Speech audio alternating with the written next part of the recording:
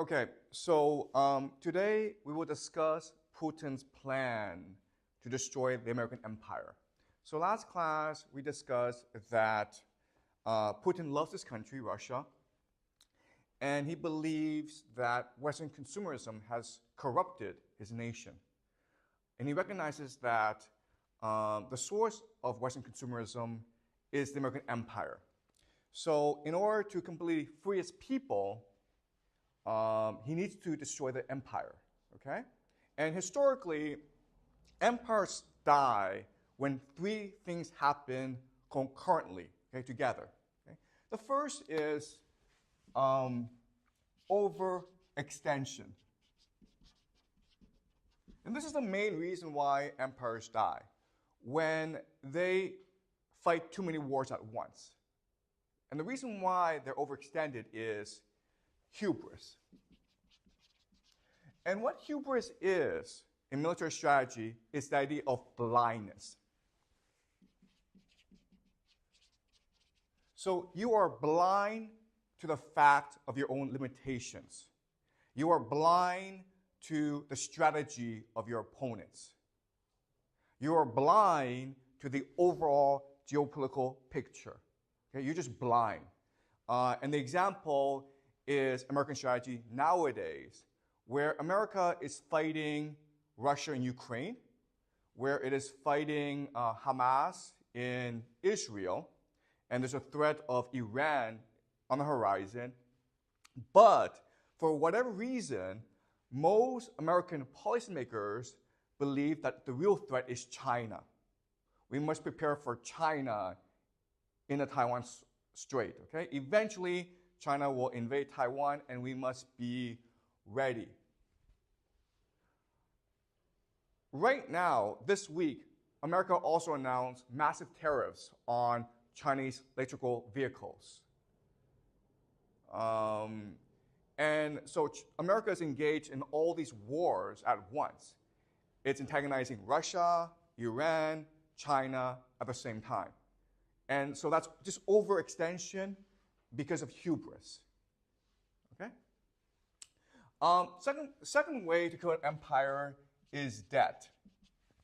So the source of American power is the US dollar.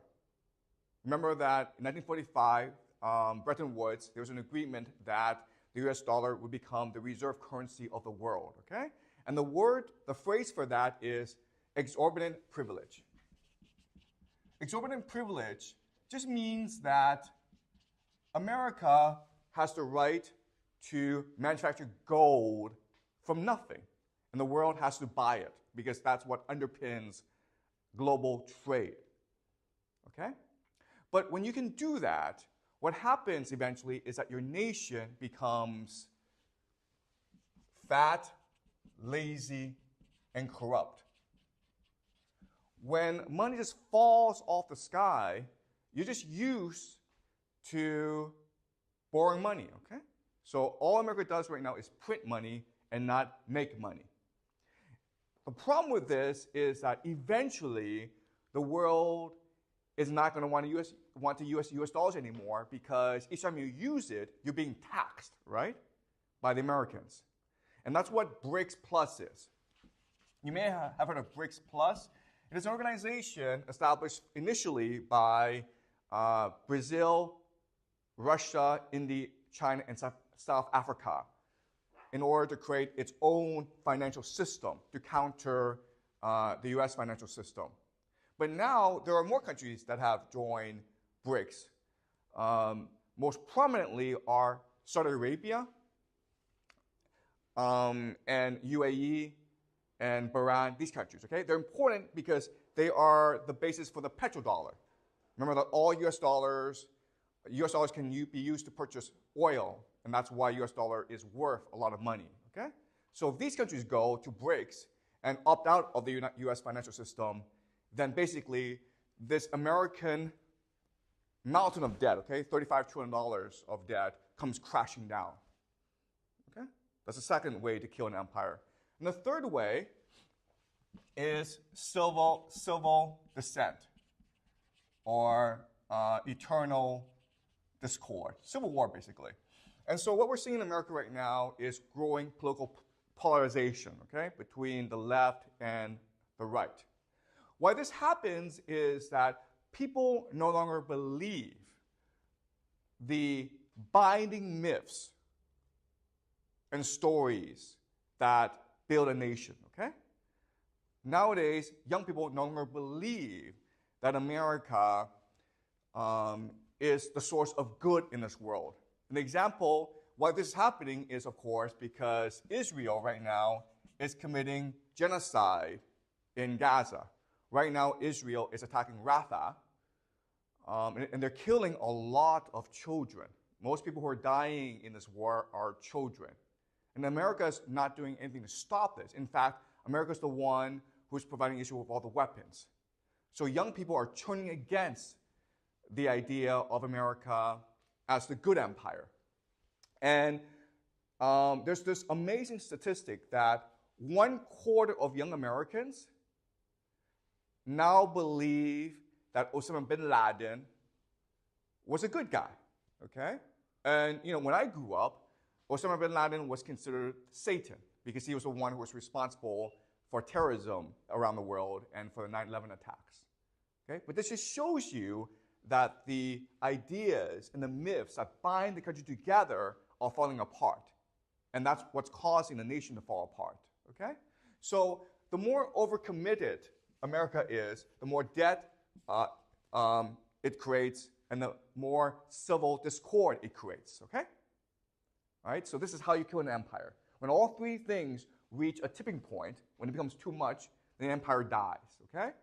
And the most likely outcome for America is it goes into civil war, okay? It descends into civil war. And that's something that I will discuss next class, all right? So let's discuss how Putin is doing this, okay? So the first thing that Putin did was the Ukraine war, right? So in February 2022, Putin invaded Ukraine. And at that time, America was confident that three things would happen, okay?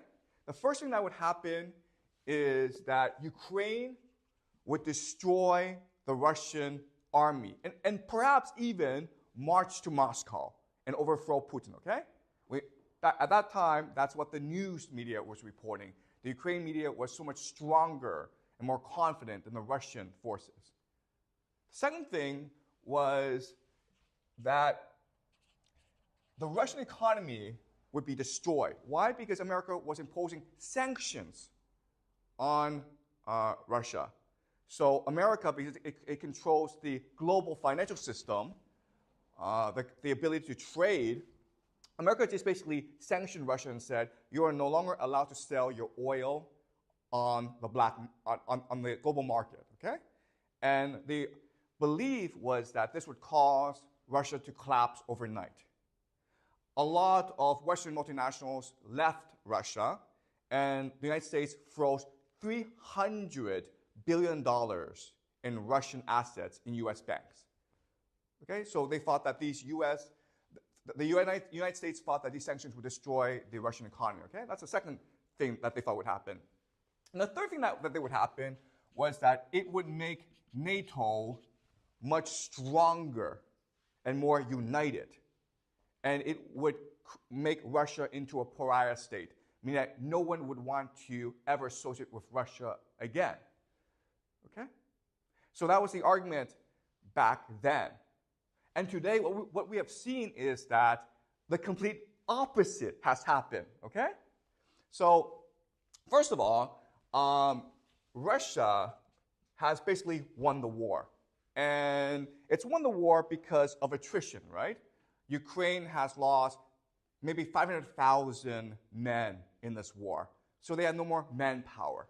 If you don't have manpower, you're not going to be able to fight this war. So this war has basically been lost, and Russia is dominant. Okay? Russia has basically achieved its main strategic objectives, which is basically the Donetsk region in eastern Ukraine. Secondly, not only has the Russian economy not been destroyed, but it's been doing extremely well. Okay? And the reason why is that ultimately, all economies, China, India, Europe, Africa, Middle East, they all need resources in order for their economies to work. You need oil, you need food. And Russia has a lot of oil and food. And that's why countries have been going to Russia and making side deals. Okay? Also, Russia has been transitioning to a war economy, so its manufacturing base has been increasing. So overall, the economy has been doing a lot better. Okay? US sanctions have not been working. The third of all, NATO has become more divided, less united. Why? Because Germany, which is the most powerful country in Europe right now, it's completely dependent on Russian resources to fuel its economy. That's how the German economy works. It's a manufacturing economy. It takes cheap Russian gas, manufactures it into cars, and sells it to China. Okay? But the United States blew up the Nord Stream pipeline, okay? Blew up the Nord Stream pipeline, which connected which basically delivered gas from Russia to Germany, and it's imposing a trade war on China. So basically, the German economy is about to collapse, and Germans are very angry about this. So the Ukraine war has been a tremendous success for Putin, and it's really shown that America is a paper tiger. And it's also creating a lot of civil dissent in America because the majority of Americans are asking the question, why are we giving Ukraine hundreds of billions of dollars when our people don't even have health insurance? Our people are suffering, and we're giving Ukraine hundreds of billions of dollars, okay?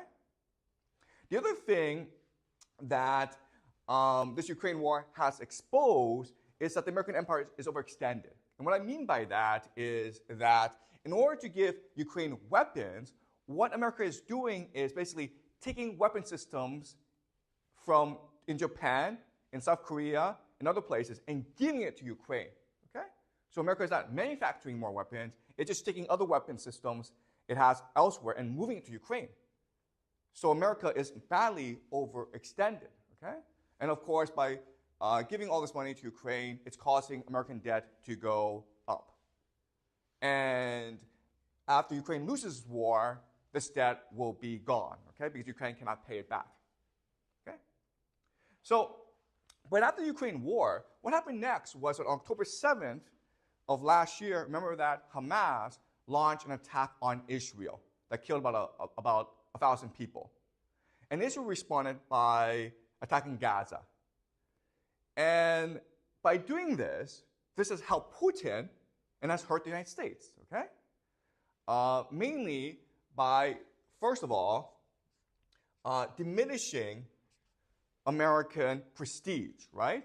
Because America right now is helping Israel commit genocide. So the entire world is basically turning against America. Even the young people in America are turning against America. You know, these college protests in America, they will only expand in the fall, okay?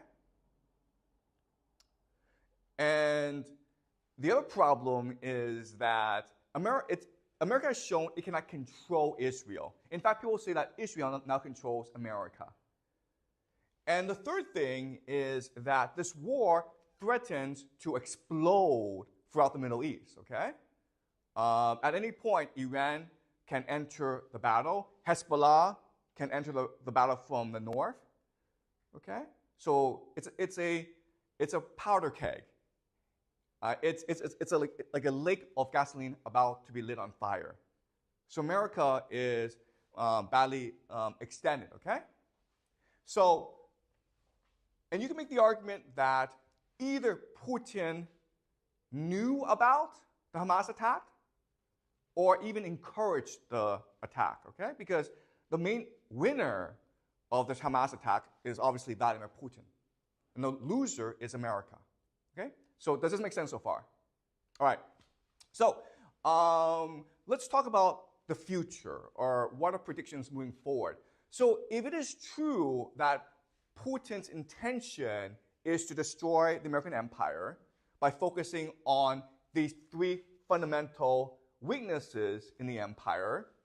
And if it is true that he started the Ukraine war to further the deterioration of the empire, if he is the one who is abetting Hamas, then we can predict that Putin will continue to do certain things, okay?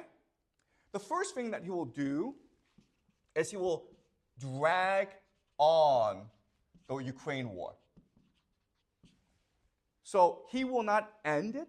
He will not seek peace. He will not negotiate peace terms. He will continue to drag it on. Okay? Why would he do that? Why not just declare victory? Or why not just negotiate peace? Why would he want to drag it on?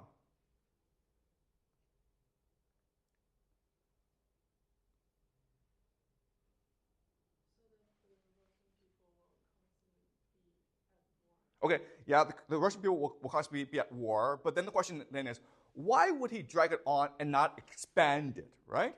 He wants to drag it on, but he doesn't want to expand it. Expand it means he attacks Poland, okay? He doesn't want to do that. He just wants to drag it on. Why? Yeah, okay. So the reason is that Ukraine is turning out to be a black hole for NATO. NATO and the United States is pouring in all this money, weapons, and manpower, and it's just losing it all, okay? So, in other words, Ukraine is a battlefield to increase American debt and create civil discord among NATO and America, okay? Germany does not want to fight this war. Germany wants out. Do you understand? So as long as this war keeps on going, it's going to create more friction between NATO and the United States. And that's what Putin wants. But if Putin attacks Poland, then all of NATO is forced to fight him. Okay? Does that make sense? So he does not want to expand the war. He just wants the war to maintain the status quo and for it to drag on. Okay? So that's the first prediction. Second is that to control the situation in Ukraine, he needs America to fight another war. Okay? He needs to distract America. And the distraction will be Iran. Remember how, for the past few classes, we've been discussing how America wants to attack Iran, and Iran wants revenge against America. Okay? But for this to happen, what Putin needs to do is talk to Iran and guarantee that Iran will be protected by the Russian nuclear umbrella, which means that America will not be allowed to use nuclear weapons when it invades Iran, because Putin will respond with nuclear weapons of his own, okay? Does that make sense? So as long as Putin comes to an agreement with Iran and say that I will use my nuclear weapons to protect you from US nuclear weapons, then Iran will take the initiative and start to provoke America into a wider war. And again, there are many ways Iran can do that, okay? It can use Hezbollah to attack Israel. It can expand its nuclear program. It can disrupt Red Sea shipping, okay? There are lots of ways that Iran can use to provoke America into a full-scale invasion, which is what Putin wants, all right? North Korea. So as the United States becomes distracted in Ukraine and Iran, North Korea can now take the initiative, right? Because what North Korea can do is threaten to invade South Korea. And there are about 30,000 US troops in South Korea. So North Korea doesn't actually have to do anything, but the threat of North Korea will force America to divert resources to South Korea. Does that make sense? Okay? And this will probably even have to force South Korea and the United States to start to bribe North Korea. Okay? And we can expect that North Korea does this because Putin has given North Korea his assurance that he will protect North Korea in the event of a war. Okay? Does that make sense? All right. BRICS. We will see BRICS continue to expand, okay? We will also see BRICS maybe formally announce a new currency or a new trading system to counteract the American-led system. Now, what people have said is that BRICS is not capable of replacing the US dollar. And that is true, okay? But remember that BRICS doesn't have to actually replace the US dollar. It just has to threaten. Because a lot of finance, a lot of money, it's just confidence, okay? You have the US dollar because you're confident that it's valuable. But once you lose the confidence in the US dollar, you will no longer want to use it, okay? Does that make sense? And the last thing is to maintain close relationships, to maintain a very close relationship with China. So Putin will come to China more often, and he and Xi Jinping will hug each other more, okay? They might even kiss one day, who knows, okay? And again, listen, the reality is, if you look at game theory, there are lots of geopolitical differences between Russia and China, much more so than between China and the United States. But again, Putin doesn't actually need China to do anything. All Putin needs is for China not to work with the United States, okay? Because in this situation, one way that the United States can survive or protect its empire is by working with China, right? To triangulate against Russia. Does that make sense? So as long as China remains neutral, then Russia and Putin can continue to exert pressure on the American empire. Okay? So over the next 3 to 4 years, we should see all these things happen, okay? So first thing is the Ukraine war does not end.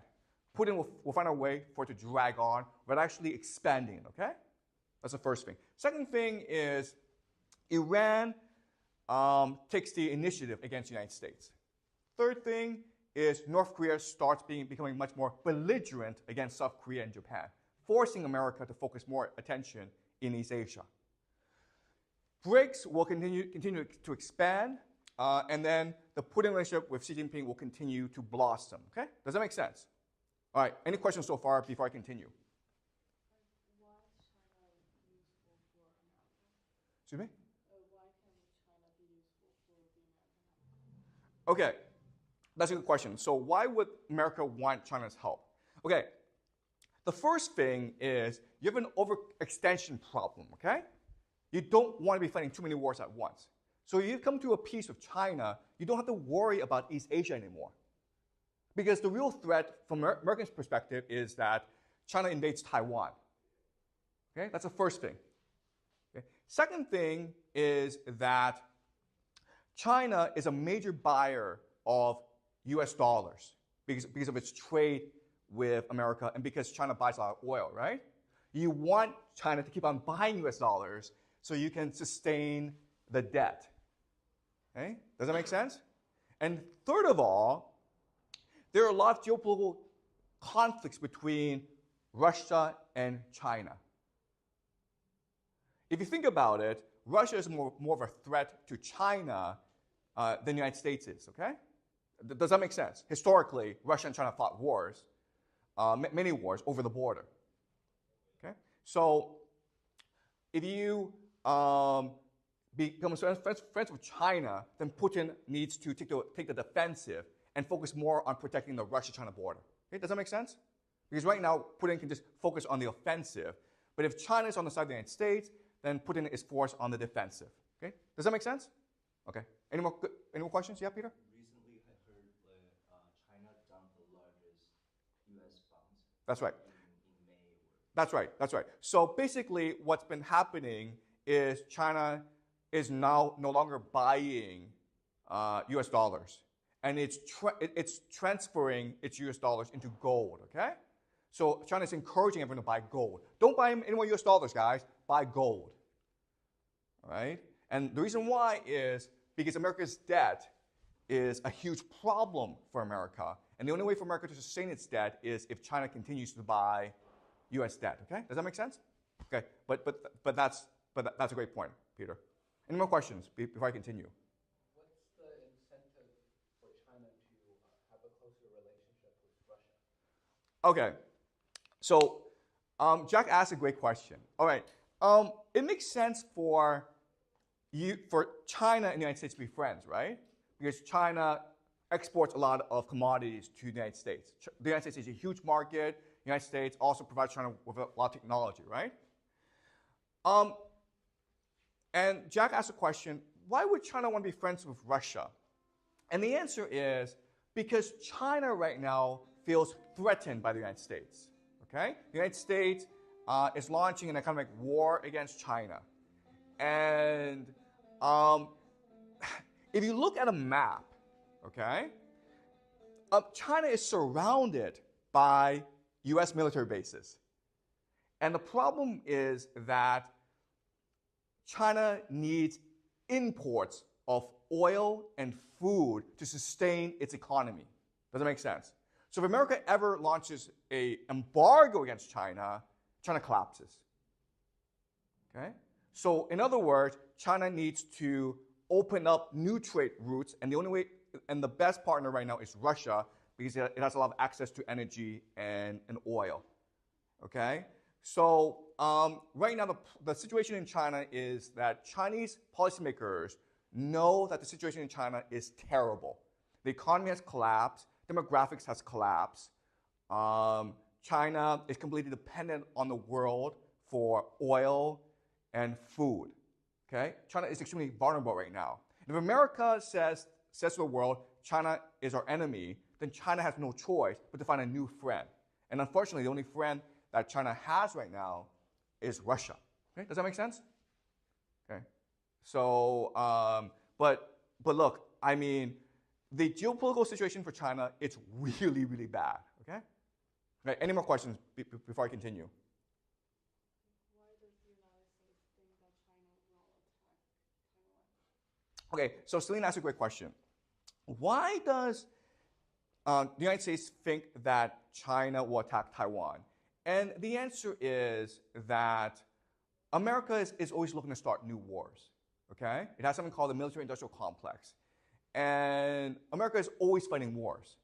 So to justify all this defense spending, it needs to find new enemies. And it believes that the greatest threat to the American empire right now is China, even though, by the way, there's no evidence this is the case. Okay? Right now, the relationship between the United States and China is China sends America a lot of cheap goods, and the US gives China a lot of US dollars. Okay? So basically what's happening is that the Communist Party is storing the wealth of the Chinese people in American banks. This is a great deal for both America, Wall Street, and the Chinese Communist Party, okay? So there's no reason for these countries to be in conflict with each other, but unfortunately, the American policymakers always need an enemy to justify the incredible amount of money they spend on defense, okay? Does that make sense? Okay, any more questions before I continue? Who will the U.S. lose if they lose Taiwan in their understanding? Excuse me? Like in their understanding, what will they lose if they cannot take over Taiwan? I didn't understand the question. So can you repeat that?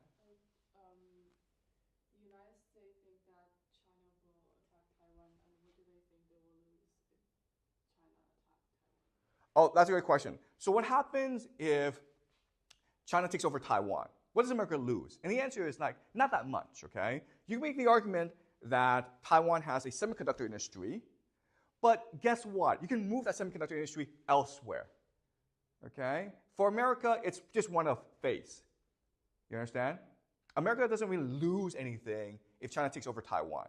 But for America, it's the empire. It has hubris, and therefore it must save face. Right? Does that make sense? All right. All right. So this is Putin's plan to destroy the American empire. And so the question then is, well, this makes Putin a genius. So how is he able to do this? And the argument I want to make to you today is that for many reasons, Russian leaders have a strategic imagination. They just think differently and more strategically than anyone else, okay? And so the example I want to use is Joseph Stalin. because we actually know a lot about Joseph Stalin. All right, so let's look at the world in 1939. And in 1939, there are about 6 global powers, okay? There's Soviet Union, okay? There's Japan, there's United States, there's UK, Britain, the British Empire, Germany, and France. Okay? So this is the map of the world in 1939. Now, let's talk about each country. The United States is far away and it's neutral. It does not like to get involved in the affairs of Europe, but it's suffering from the Great Depression. Its economy has collapsed. Okay? Japan, the Japanese Empire, is a war machine. But the problem for Japan is that it is completely reliant on imports. Okay? It needs oil for its empire, its war machine. And there are only 2 sources of oil close by. There's the Soviet Union Far East, and then there's Southeast Asia. Okay? Now, Japan is getting most of its oil from the United States. But the United States is angry at Japan. Why is the United States angry at Japan? Do you guys know? Exactly, okay, because Japan invaded China. And the United States doesn't want that, okay? So it's very likely that the United States will eventually cut off all exports to Japan. And so Japan has a choice. You can either invade here or you can invade here. But those are your 2 choices, okay? That's Japan. You can either invade the Soviet Union or Southeast Asia. Okay, the Soviet Union is a communist country, and for the past 20, 30 years, it's been trying extremely hard to industrialize. But it's hard to industrialize because, first of all, no one wants to trade with the Soviet Union, okay? So they can't get any resources. The Soviet Union is still very much an agricultural nation, and the Soviet Union doesn't really have that much technology and expertise. Okay? It doesn't really have that much human capital. So the Soviet Union, it's a huge country. It's the world's largest country. It's an empire. But in terms of manufacturing and technology, it's behind the West. Okay? Now, in Europe, there are 3 nations. You have France, Germany, and the UK. The UK is an empire. Okay? It has colonies all around the world. Germany lost World War I, and so it has to pay all these reparations to UK and France. Okay? And now Hitler is in power, and Hitler is determined to reunite Germany, okay? Because Germany lost a lot of land because of World War I, okay? So he wants to reunite Greater Germany, okay? That's his ambition. It's not to conquer the world, it's to reunite Germany, all right? And then you have France, which is the weakest of all these powers, but it still has an empire. Okay? So, looking at a map in 1939, and we use game theory, what should be happening, or what should happen maybe 5 years from now, 1945, okay? Let's use game theory to map out what should be happening, or what will happen, given this map, and given the individual players, the interests of these different nations. What do you expect to happen? Who does everyone hate? Who does everyone hate? Who does everyone want to go invade?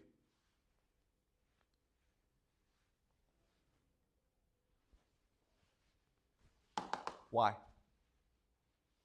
Why does everyone want to invade the Soviet Union?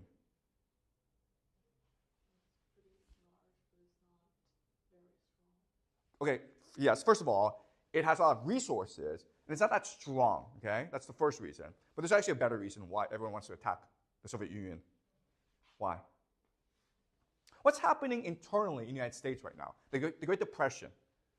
What ideology is a threat to the American government? Communism, okay, do you understand? So there's a global communist movement in the 1930s that's very, very powerful. In fact, in the 1930s, and you guys don't know this, but America was on the brink of revolution, okay? The communists could have any time took over America if America failed to stop the economic bleeding that was happening, all right? So everyone was afraid of communism. Japan would have loved to invade Soviet Union because Japan hates communism, and Soviet Union has a lot of oil, right? So here comes Japan. Germany would love to destroy the Soviet Union because Nazis hated who the most? Who did Nazis hate who the most? Why did they hate Jews? What did Hitler believe about Jews?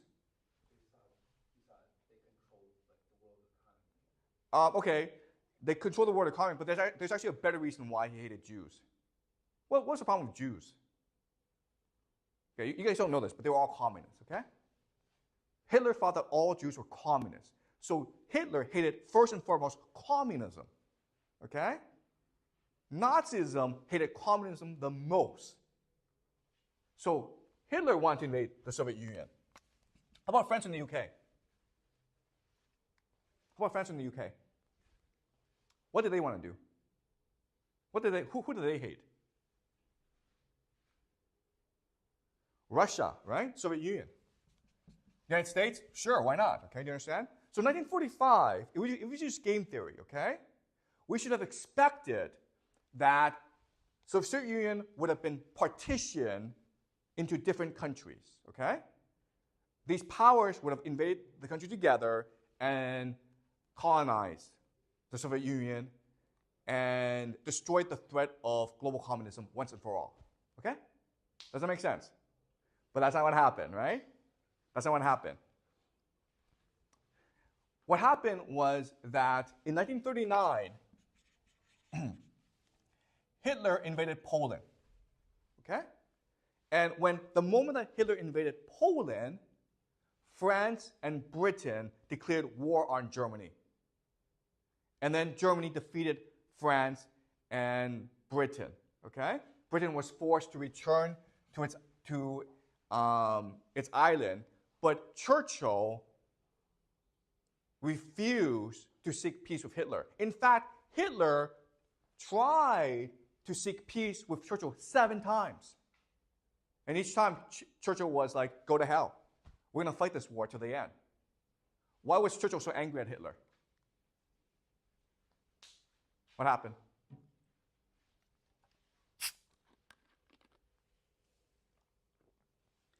Because Germany destroyed the British army, right? It's a complete loss of face for the British Empire. So Churchill was very, very angry at Hitler, and Churchill refused to ever negotiate with Hitler. In fact, Hitler sent this emissary called Rudolf Hess to Britain, to Scotland, to negotiate a truce, and Churchill just put him in prison. Okay? But what's the irony of all this? Germany invades Poland. What does Germany invade Poland? Do you guys know? Have you guys studied this history? Okay, it's because of something called the Molotov-Ribbentrop Pact. So this was an agreement between the Soviet Union and Germany to partition Poland into 2. Do you understand? So Germany and the Soviet Union invaded Poland together. The Soviet Union attacked from the east, and the Germans attacked from the west. But what happened was Britain and France declared war on Germany, but not the Soviet Union, okay? That's pretty clever, Stalin, don't you think? In fact, you can make the argument that if this thing was not signed, Hitler would not have attacked Poland, okay? And the reason why is, the other thing about this pact is that Soviet Union agreed to give Germany resources for its war machine, oil and food and other inputs, okay? Does that make sense? Because remember, the Soviet Union has the Ukraine, which produces a lot of food and oil, okay? Does that make sense? All right? Next thing that happened was that in June 1941, Operation Barbarossa. So Hitler invades the Soviet Union, okay? And if you read history, anyone will tell you that this Operation Barbarossa was a tremendous success for Germany and a strategic failure for the Soviet Union. It was a grave mistake, strategic blunder for Stalin, okay? What did Stalin do wrong? Well, first of all, he refused to defend the border. Okay? There were 4 to 5 million Soviet troops at the border defending the Soviet Union, but they were given direct orders given direct orders not to provoke the Germans. You understand? If the Germans fire at you, don't fire back.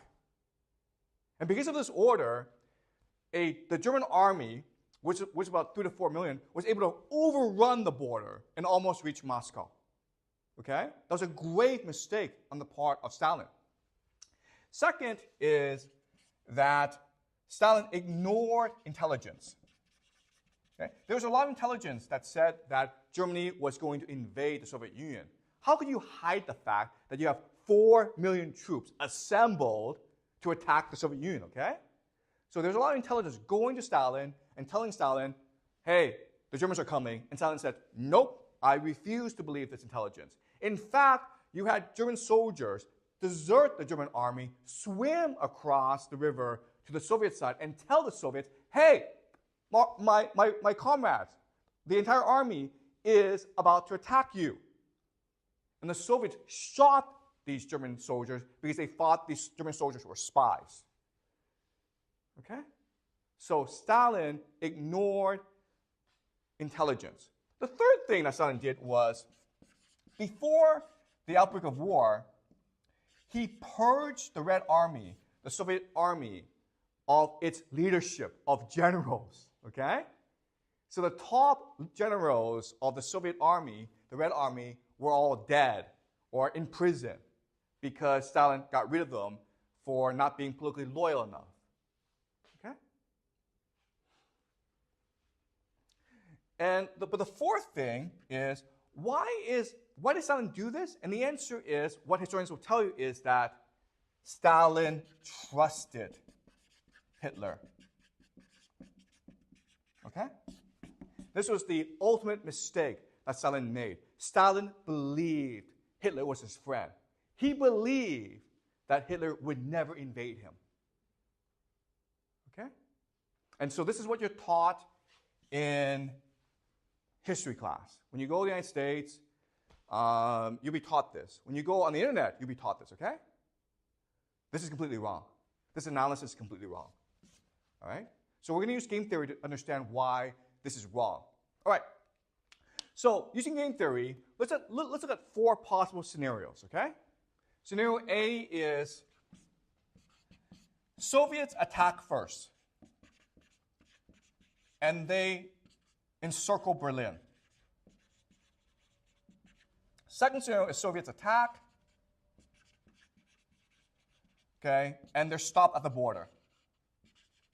Scenario C is Germans attack, and the Soviets stop them. Okay? And scenario D is Germans attack, and they reach Moscow. Okay? Which is actually what happened. All right? So these are 4 possible different scenarios that could have happened in June 1941. All right? Remember that there were 4 to 5 million Soviet troops at the border. Okay? What were they doing there? They were about to attack Germany. The Soviets had a plan to attack Germany. But the Germans struck first. Okay? So let's look at these 4 possible scenarios and see what happens. First scenario is the Soviets attack Germany first and they reach Berlin. What happens now? What happens now? What do all the other countries do? Yes, do you understand? Stalin reaches Berlin, boom, Japan comes from the east. Britain comes to the aid of Germany, the United States comes to the aid of Britain. All the world unites against the Soviet Union. Okay? So what would happen in this war? The Soviet Union loses this war. Do you understand? Okay? Now let's look at B. The Soviets invade, but the Germans stop them at the border. Okay? Now what happens? Now what happens? Yeah, so Japan still invades, okay? And Britain starts to negotiate with Germany and seek a peace. Because Britain cannot afford for the Soviet Union to overrun Germany because then communism takes over Europe. Does that make sense? Okay? So in B, we can't say that Soviet Union would lose, but they would not win the war, okay? You understand? So B is not that good either. Now let's look at C. The Germans attack, and the Soviets hold them at the border. Now what happens?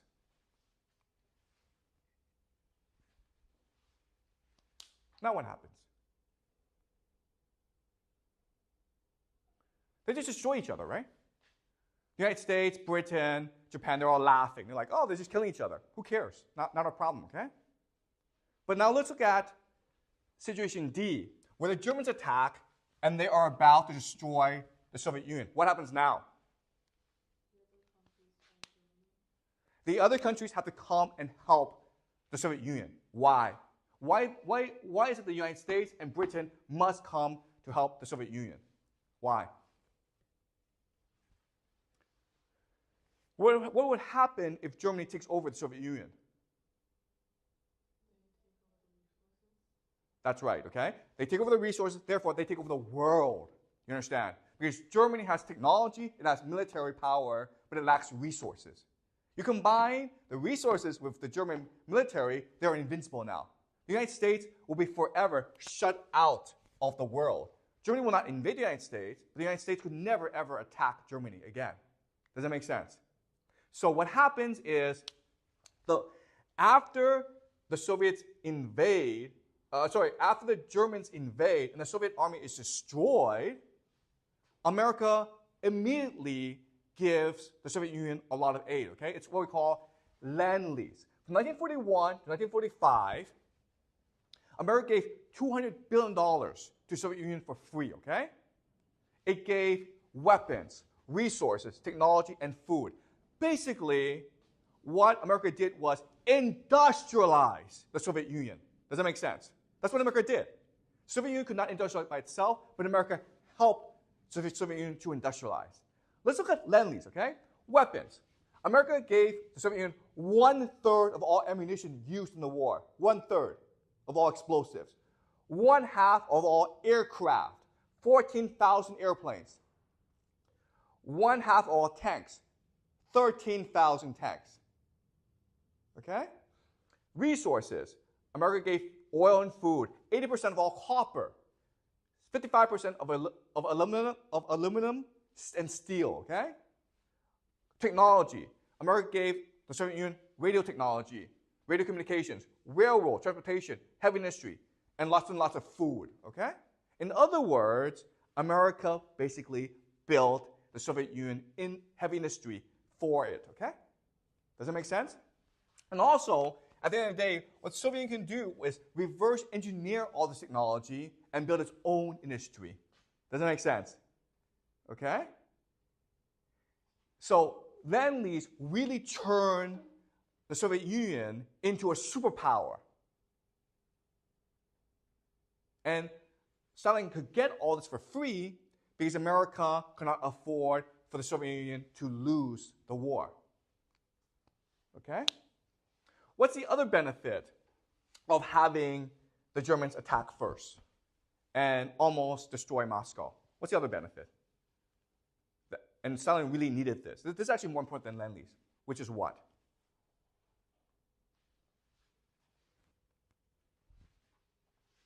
National unity, right? Now all the Soviets were united in the fight against Nazi Germany. Before, communism was tearing the country apart. There was a civil war. The rich people all fled the country, right? But now, because the Germans were invading, the entire country was united against Germany. This is what they call the Great Patriotic War. They were fighting this war for the love of their country, the love of Mother Russia. Okay? So, and what turned the war was the will to fight.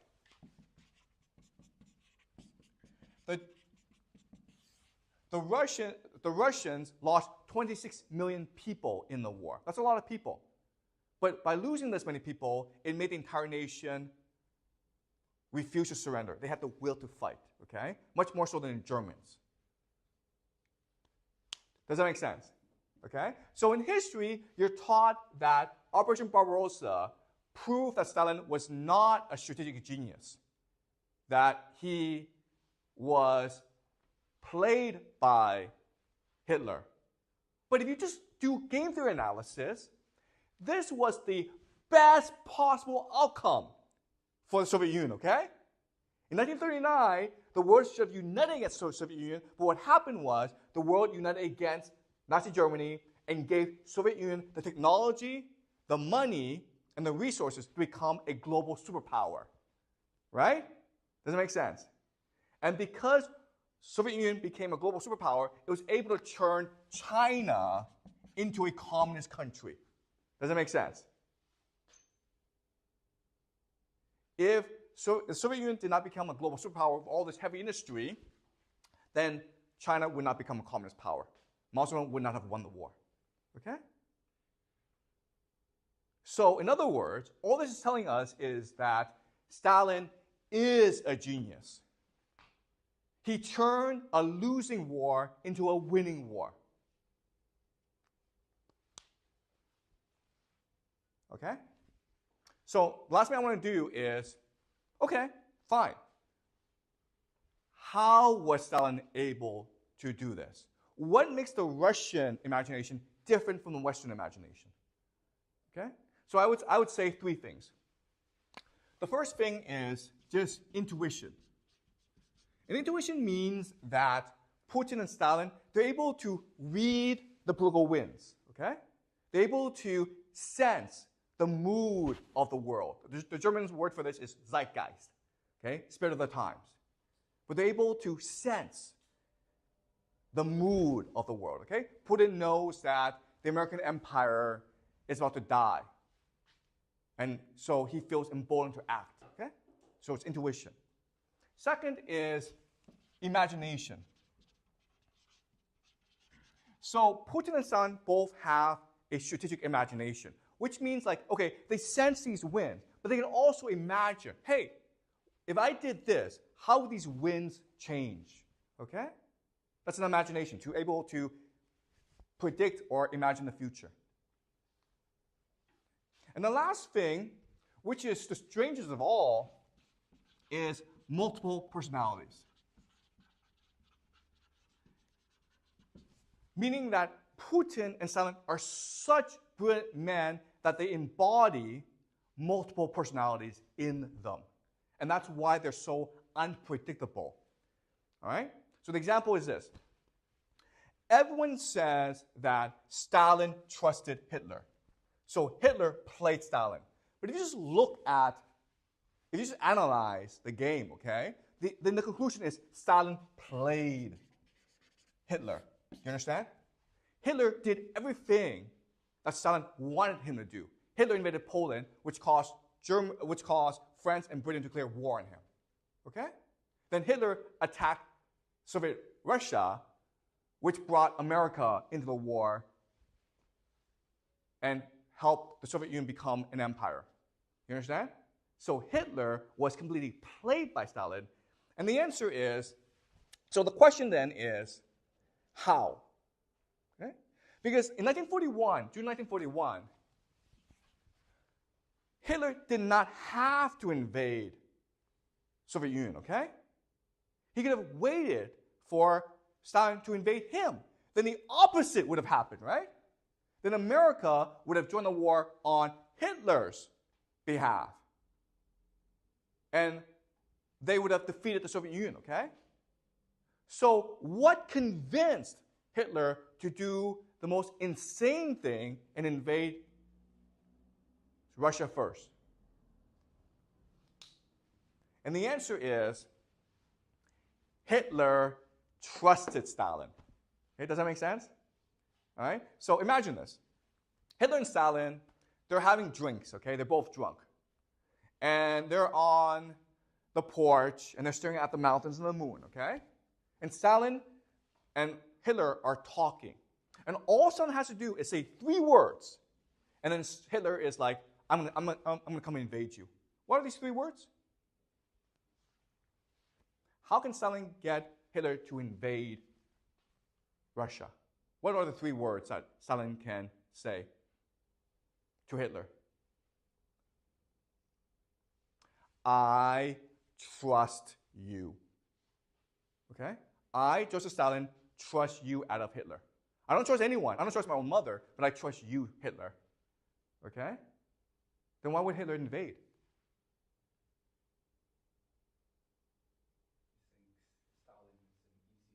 Exactly, okay? Because Hitler thinks now that Stalin is an easy target, as Jacques says. Stalin is a sheep. I, Hitler, am a lion. I'm a wolf. You're a sheep. Therefore, I eat you. You understand? Okay? But Stalin could only do this if he had multiple personalities. Okay? Stalin had to be a sheep in front of Hitler. He couldn't pretend. He had to be. Does that make sense? Okay? So these 3 things are the Russian strategic imagination. The ability to feel the political winds of the moment. The ability to prophesize and predict. The ability to be multiple individuals at once. And that's how Stalin was able to win World War II, and this is why Putin will be able to destroy the American empire. Okay? Any questions? Okay, so Celine asked the most important question, okay? Why are the Russians different? Okay, all right. So the problem isn't Russia. The problem is us, the West, okay?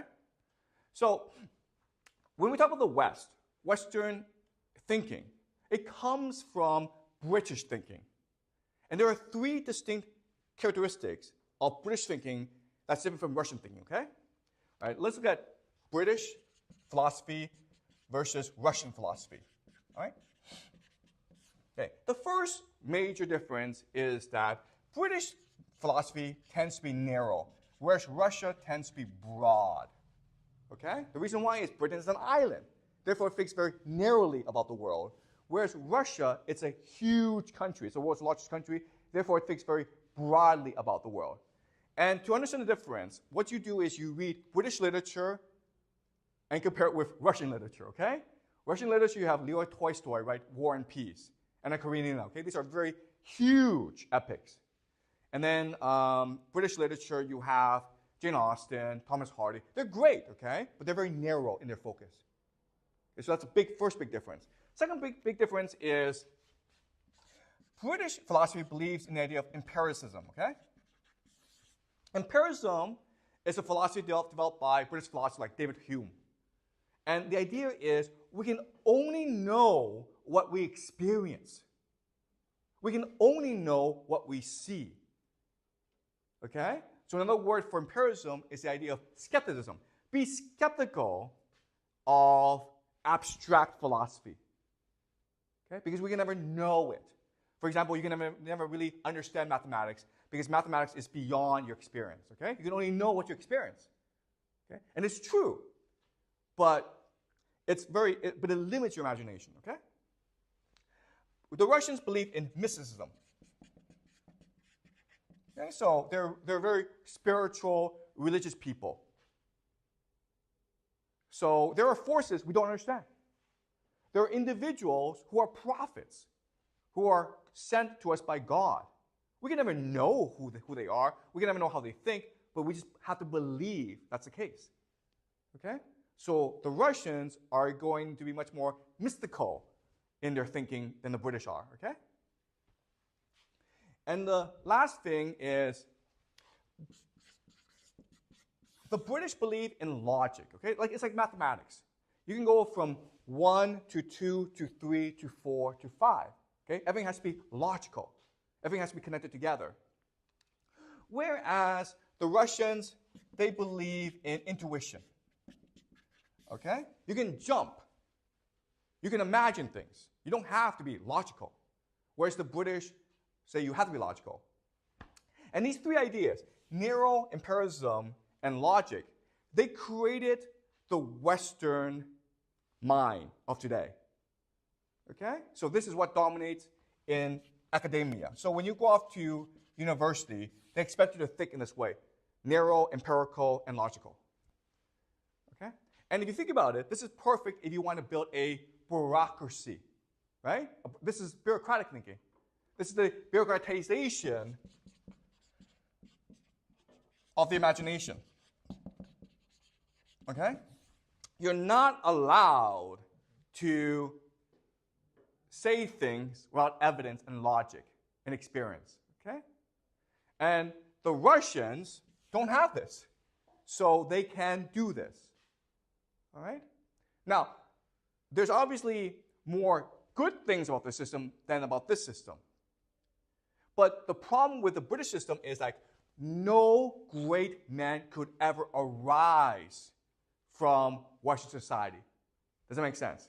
Because all this creates a process-oriented, systemized, bureaucratic style of thinking. Okay? So, for example, I give this talk, right? I could never give this talk in America or Britain because they would all think I'm crazy. Okay? Does that make sense? They're like, what's your evidence for this? Wait, are you refuting decades of scholarship about World War II? Are you telling me that Stalin was a genius when no one thought he was a genius? How dare you refute these thousands of scholars who have put all this work into World War II scholarship? Okay, do you understand?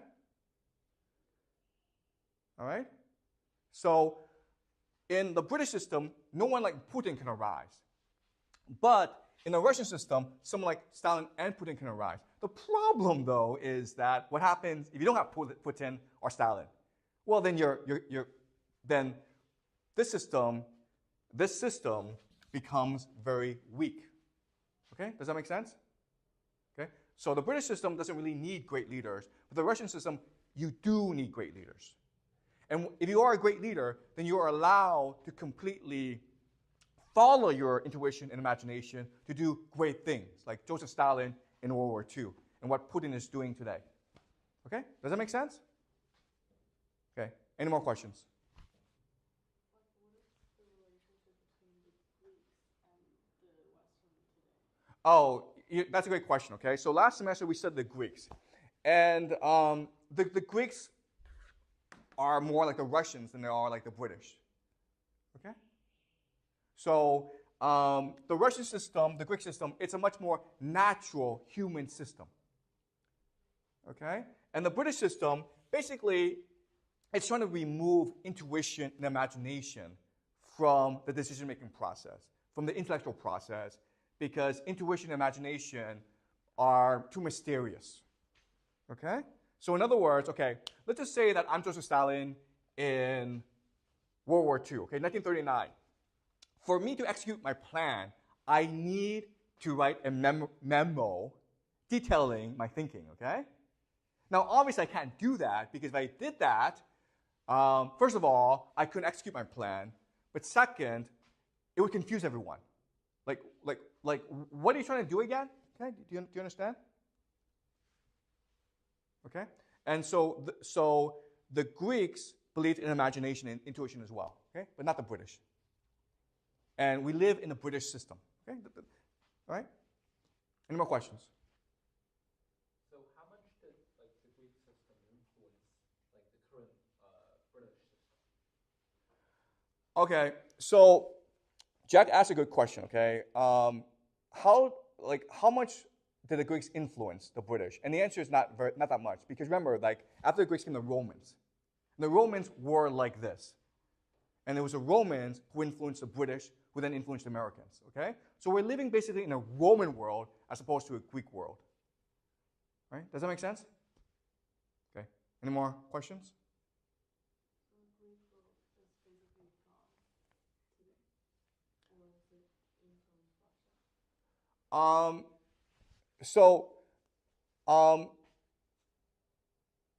This is a really hard question, okay? What influences Russia? Well, I mean, what the Russians will say is that they're a Christian nation, that they come from a Christian tradition. And the Christian tradition comes from a Greek tradition, okay? Okay, does that make sense? So Christianity, they would say that Christianity is the main influence, okay? And there's some Greek elements to Christianity. What the Russians say is that their Christianity is a more pure or a more ancient form of Christianity, okay? Because remember, like when we study Christianity, Christianity changed over the centuries, right? So basically, this is a pre-Augustine Christianity, okay? Before Augustine.